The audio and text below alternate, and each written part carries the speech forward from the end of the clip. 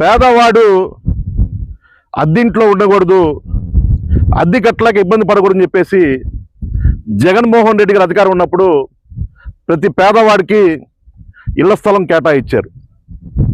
దాదాపుగా గుంటూరు నుంచి 10 కిలోమీటర్ దూరం ఇది. మీరు అనుకుంటా ఉన్నారు నేను పొలంలో ఉన్నారో అనుకుంటున్నారే మీరు.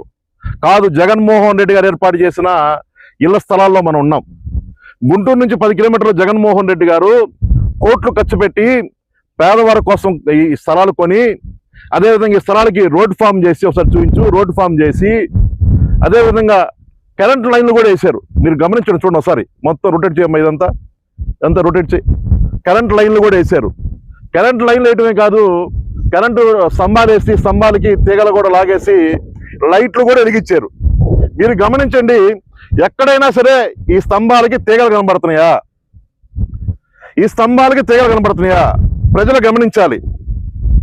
ఈ కూటమి ప్రభుత్వం అధికారం వచ్చినాక జగన్మోహన్ రెడ్డి గారు ఏదైతే కలగన్నారో ఆ కళని నాశనం చేశారు. పేదవాడి సంతోషాన్ని నాశనం చేశారు. ఈ కరెంటు తీగలు మొత్తం ఎవరు తీసుకెళ్ళిపోయారు. ఎవరు తీసుకెళ్లారు ఎంక్వైరీ లేదు. ప్రజలు గమనించాలి, ఎంక్వైరీ లేదు.